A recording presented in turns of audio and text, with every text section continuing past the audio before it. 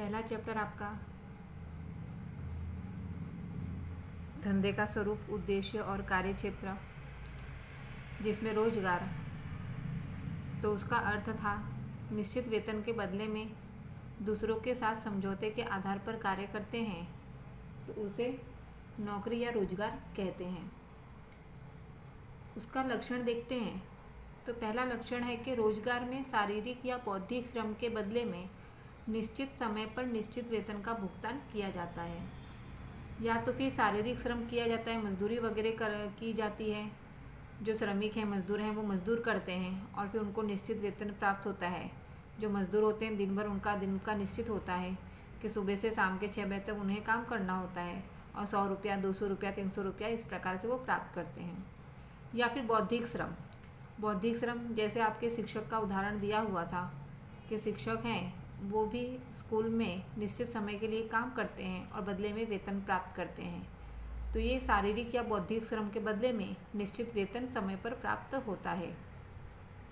उसके बाद दूसरा आपका लक्षण आता है रोजगार में निश्चित वेतन के अलावा अन्य लाभ प्राप्त होते हैं, जैसे चिकित्सा भत्ता, पेंशन इत्यादि। तो जो भी व्यक्ति रोजगार करता है, नौकरी करता है, उसमें उसको निश्चित वेतन तो प्राप्त होता है महीने के अंत में, लेकिन उसके अलावा भी उसको अनेक प्रकार के लाभ मिलते हैं, जैसे चिकित्सा भत्ता यानी कि मेडिकल की सुविधाएं प्राप्त होती है, पेंशन है यानी कि रिटायर होने के बाद उसे पेंशन वगैरह की व्यवस्था होती है। तीसरा पॉइंट आता है रोजगार में समझौते के अनुसार रोजगार देने वाले के अधीन रहकर कार्य सौंपा गया कार्य करना होता है कि रोजगार में, नौकरी में जो भी समझौता हुआ होता है, एग्रीमेंट हुआ होता है, उसके अनुसार कार्य करना रहता है। रोजगार में रोजगार प्राप्त करने वाले व्यक्ति की योग्यता, कार्यकाल, निवृत्ति के पश्चात के लाभ आदि निश्चित होते हैं कि जो भी व्यक्ति रोजगार कर रहा है, नौकरी कर रहा है, तो वो नौकरी करता है उसी दिन उसकी योग्यता का कार्यकाल यानी कि वो कब तक नौकरी करेगा वो निश्चित हो जाता है। निवृत्ति यानी कि रिटायर कब होगा वो निश्चित हो जाता है और निवृत्ति के पश्चात उसे किस प्रकार के लाभ सेवाएं प्राप्त होगी वो सारी चीज़ें जिस दिन वो नौकरी करता है, करार जो समझौता है वो करता है, उसी दिन ये चीज़ें निश्चित हो जाती हैं। रोजगार परावलंबी प्रवृत्ति है यानी कि दूसरों पर आधार रह कर के कार्य करना होता है। स्वतंत्र रूप से हम कोई कार्य नहीं कर सकते हैं, जिसके अंदर हम काम करेंगे, जो भी व्यक्ति हमारे ऊपरी होगा उसके अनुसार ही हमें काम करना होता है। रोजगार में मालिक और कर्मचारी दोनों समझौते के अनुसार नियम पालन के लिए बद्ध होते हैं। रोजगारी प्राप्तकर्ता को कोई पूंजी विनियोग नहीं करना पड़ता है कि जो भी व्यक्ति रोजगारी कर रहा है, नौकरी कर रहा है, उसे किसी प्रकार की पूंजी लगानी नहीं होती है। उसे जो भी उसके मालिक या जो भी उसके ऊपरी अधिकारी जो भी कहेंगे उसे वो कार्य करना होता है। तो यहाँ आपका रोजगार टॉपिक पूरा होता है। तो आर्थिक प्रवृत्ति के 3 प्रकार, धंधा, व्यवसाय और रोजगार, ये तीनों टॉपिक आपके पूरे हो जाते हैं, जिसमें पॉइंट हैं, अर्थ हैं, तो उसे व्यवस्थित रूप से आपको याद करना है। उसके बाद अगला टॉपिक आपका आता है अंतर या तुलना। तो धंधा, व्यवसाय और रोजगार के मध्य तुलना, जिसके अंदर आपको जो अंतर आएगा उसमें आपको इस प्रकार के पॉइंट होंगे, तीनों अंतर की थियरी लिखी गई होगी। तो पहला आपका पॉइंट आता है कार्य का स्वरूप। तो धंधे में कार्य का स्वरूप क्या होता है, व्यवसाय में कार्य का स्वरूप क्या होता है और रोजगार में कार्य का स्वरूप क्या होता है। तो कार्य के स्वरूप के अंदर धंधा में लिखा हुआ है कि धन के बदले में ग्राहकों को वस्तु और सेवा की पूर्ति की जाती है। फीस के बदले में व्यक्तिगत और धंधा के रूप से विवेक बुद्धि द्वारा सेवा दी जाती है। धंधे में धन के बदले में या लाभ के बदले में ग्राहकों को वस्तु सेवा की पूर्ति की जाती है। व्यवसाय में फीस के बदले में व्यक्तिगत और धंधा के रूप से जो भी सेवा है वो दी जाती है। और रोजगार में समझौते और नियम के अनुसार कार्य करना होता है। दूसरा आपका पॉइंट आता है योग्यता। धंधा में कोई शैक्षणिक योग्यता की आवश्यकता या अनिवार्य नहीं है, यानी कि अगर जो व्यक्ति धंधा करना चाहता है वो पढ़ा लिखा नहीं है फिर भी धंधा कर सकता है।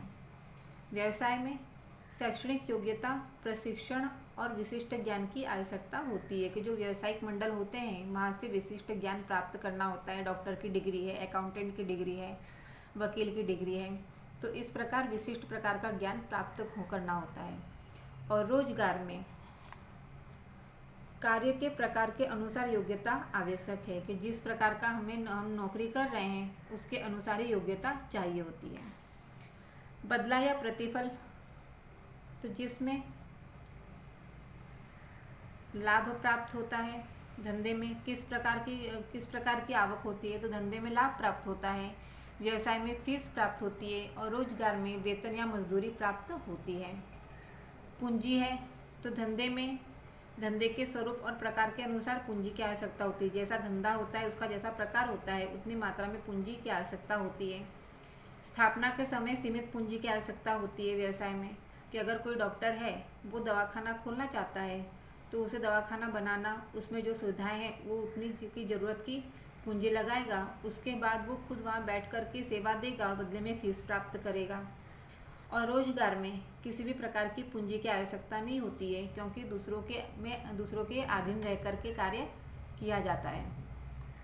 उसके बाद 5वां पॉइंट है आपका जोखिम।